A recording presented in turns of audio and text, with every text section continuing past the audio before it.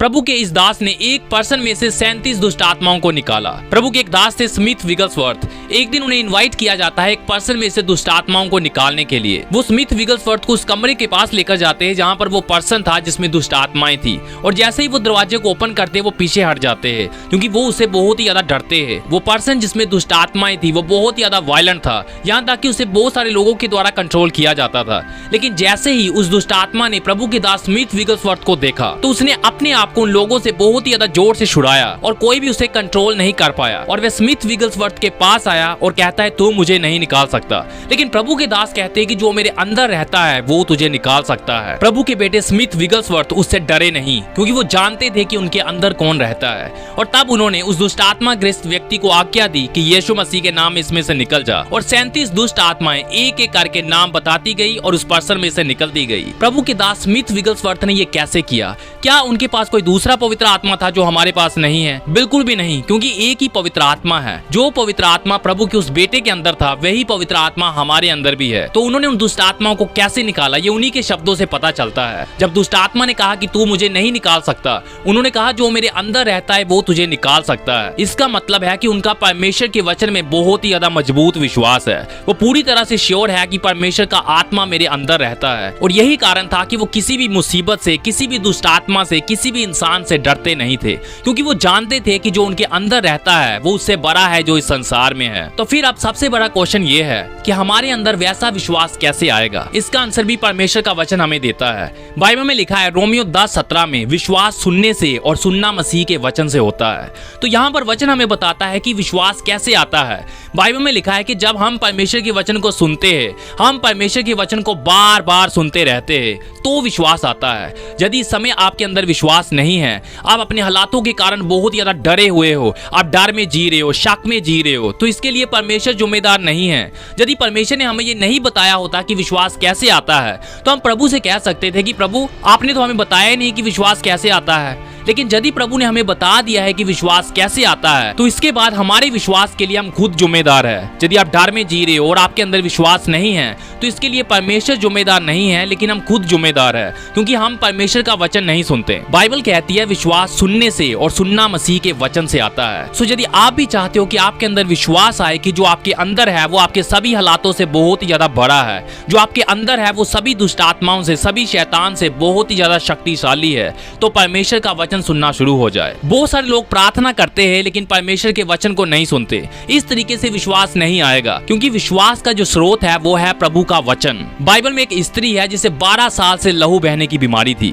और बाइबल में लिखा है कि वो अपने सारे पैसों को डॉक्टरों पर व्यर्थ कर चुकी थी, लेकिन इसके बावजूद वो अपनी बीमारी से चंगी नहीं हुई, लेकिन उसकी हालत और ज्यादा बुरी हो गई। अब उसे लग रहा होगा कि मेरे लिए कोई भी उम्मीद नहीं है, मुझे जीवन भर इसी बीमारी के साथ रहना पड़ेगा। लेकिन एक दिन वो यीशु के बारे सुनती है कि प्रभु यीशु मसीह कैसे बीमारों को चंगा करते हैं, कि कैसे लोग प्रभु यीशु के पास बड़ी बड़ी और लाइलाज बीमारियों के साथ आए और प्रभु यीशु ने उन सबको चंगा किया। जब उसने प्रभु यीशु के बारे सुना तो उसके अंदर विश्वास आया। उसके अंदर विश्वास आया कि यदि प्रभु उन्हें चंगा कर सकते हैं तो वो मुझे भी चंगा कर सकते हैं। उसके अंदर विश्वास आया कि प्रभु यीशु मसीह कितने ज्यादा शक्तिशाली है और कोई भी बीमारी प्रभु यीशु के सामने खड़ी नहीं रह सकती। और फिर बाइबल में लिखा है कि वो अपने मन में कहने लगी, वो खुद से बातें करने लगी, यदि मैं यीशु के कपड़े को ही छू लूंगी तो मैं चंगी हो जाऊंगी, यदि मैं यीशु के कपड़े को ही छू लूंगी तो मैं चंगी हो जाऊंगी। तब एक दिन आया जब यीशु मसीह वहां से गुजर रहे थे, और बाइबल में लिखा है कि वो यीशु के पीछे से आई और उसने यीशु के कपड़े की शोर को छू लिया, और जैसे ही उसने यीशु के कपड़े को छुआ,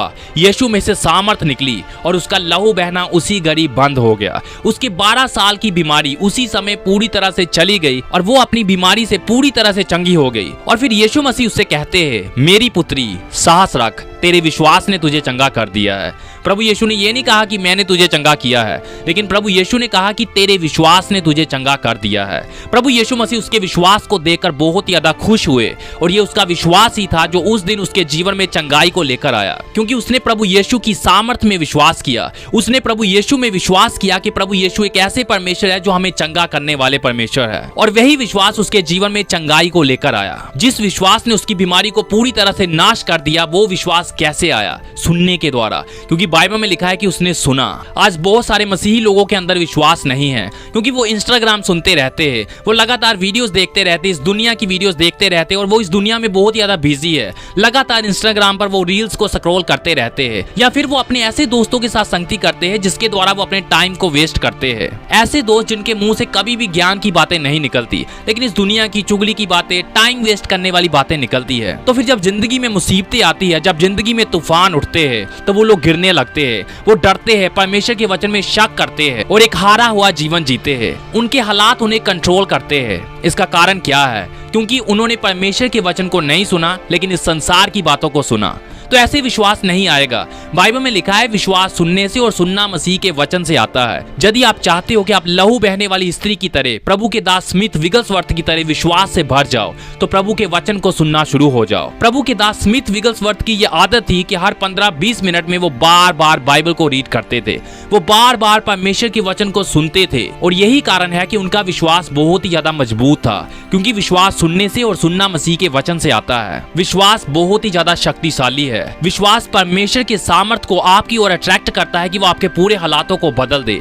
विश्वास के द्वारा परमेश्वर बहुत ही ज्यादा खुश होते हैं, और बिना विश्वास के परमेश्वर को खुश करना असंभव है। जब हम विश्वास के द्वारा परमेश्वर को रिस्पॉन्ड करते हैं, विश्वास के द्वारा हम कदम उठाते हैं, तो ये परमेश्वर को बहुत ही ज्यादा भाता है, और विश्वास ही परमेश्वर के वचन को हमारे जीवन में रियलिटी बनाता है। तो यदि इस समय आपके अंदर विश्वास नहीं है, आप डर से भरे हुए हो, आपको समझ में नहीं आ रहा कि क्या करना है, तो आपको क्या करना है? प्रभु के वचन को सुनना शुरू हो जाए। आप YouTube पर जा सकते हो, और जो लोग बिना किसी मिलावट का वचन सिखाते हैं, आप उनसे वचन सुन सकते हो। आप अपने बाइबल को ओपन करो और वचन को पढ़ना शुरू हो जाओ, और जब आप वचन को पढ़ते हो तो वो जो परमेश्वर का वचन है वो आपके मन में चला जाएगा। लेकिन ये काफी नहीं है। अब आपको आगे क्या करना है? अपने कमरे में जाओ, दरवाजा बंद करो, और जो वचन आपने पढ़ा है, जो वचन आपके मन में जा चुका है, उसके ऊपर ध्यान करना शुरू हो जाओ।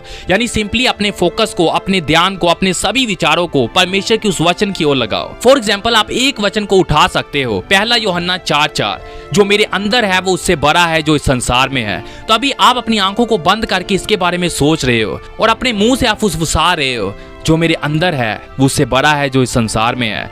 आप सोच रही हो कि इसका क्या मतलब है, मेरे अंदर कौन है? मेरे अंदर खुद परमेश्वर का आत्मा है। तो अब लगातार उसके बारे में सोच रहे हो, वो परमेश्वर जिसने पूरी सृष्टि की रचना की, वो मेरे अंदर है। तो अब लगातार इसे सोचते ही जा रहे हो, और लगातार अपने मुंह से इसे फुसफुसाते ही जा रहे हो। उस समय आप क्या कर रहे हो? आप अपने ही मुंह से परमेश्वर के वचन को बार बार सुन रहे हो, और जब आप ऐसा बार बार करते हो तो क्या होगा? विश्वास सुनने से और सुनना मसीह के वचन से आता है। वो जो आपका डर है वो विश्वास में बदलना शुरू हो जाएगा। हो सकता है कि आपको समझ में नहीं आ रहा क्या करना है, आप कंफ्यूजन में चलते हो, वो कंफ्यूजन प्रभु की लीडिंग में बदलना शुरू हो जाएगा। आप प्रभु की आवाज को सुनना शुरू हो जाओगे, क्योंकि वचन कहता है मेरी भेड़ें मेरी आवाज को सुनती है। तो जब आप लगातार उसके वचन पर ध्यान करते हो, जो मेरे अंदर है वो उससे बड़ा है जो इस संसार में है, तो फिर क्या होगा? वो वचन सिर्फ आपके मन में इंफॉर्मेशन नहीं रह जाएगा, लेकिन आपके अंदर एक प्रकाशन बन जाएगा। आप उसे जीना शुरू हो जाएंगे। आप खुद ही कल्पना करो कि जब हम पूरी तरह से श्योर हो जाए कि हमारे अंदर कौन रहता है, तो हम किस प्रकार का जीवन जिएंगे। क्या फिर हम अपने हालातों से डर सकते हैं? क्या हम किसी दुष्ट आत्मा से डर सकते हैं? हम किसी से भी नहीं डरेंगे, लेकिन हम पूरे कॉन्फिडेंस के साथ कहेंगे कि प्रभु मेरा सहायक है। शैतान, मनुष्य मेरा क्या कर सकता है? ये हालात मेरा क्या कर सकते हैं? ये सभी हालात मिलकर मेरे लिए भलाई ही को पैदा कर रहे हैं। ये कब होगा? जब आप प्रभु के वचन को बार बार सुनते हो, आप बार बार उसे बोलते हो, और बार बार अपने विचारों को उस पर केंद्रित करते हो। और ये जिम्मेदारी परमेश्वर ने हमें दी है। प्रभु के वचन के ऊपर ध्यान करना एक आत्मिक डिसिप्लिन है, और ये हमें करना है। ये खुद में खुद नहीं होने जा रहा। कोई हमारे लिए प्रभु के वचन पर ध्यान नहीं कर सकता। हमें खुद जो हमारा हिस्सा है, जो हमारा पार्ट है, उसे हमको खुद करना है। यदि आप चाहते हो कि आपका भी विश्वास इंक्रीज हो, आप भी विश्वास में चलना शुरू हो जाओ, तो प्रभु के वचन को आपको सुनना ही पड़ेगा। प्रभु के वचन के ऊपर आपको ध्यान करना ही पड़ेगा, क्योंकि इसके बिना कोई दूसरा ऑप्शन नहीं है। लेकिन जब आप प्रभु के वचन को बार बार सुनोगे,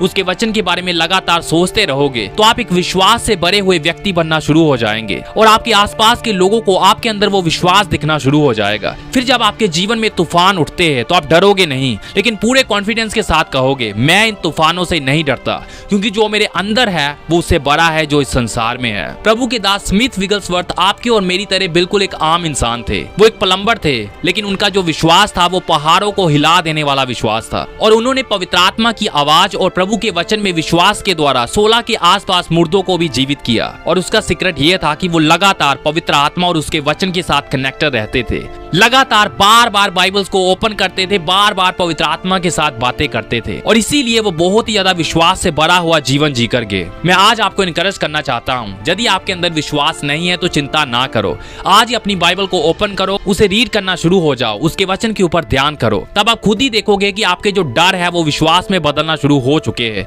तब आप परमेश्वर के लिए महान काम करना शुरू हो जाएंगे, क्योंकि प्रभु यीशु ने कहा जो मुझ में विश्वास करता है वो सेम काम करेगा, लेकिन इससे भी बड़े बड़े काम करेगा।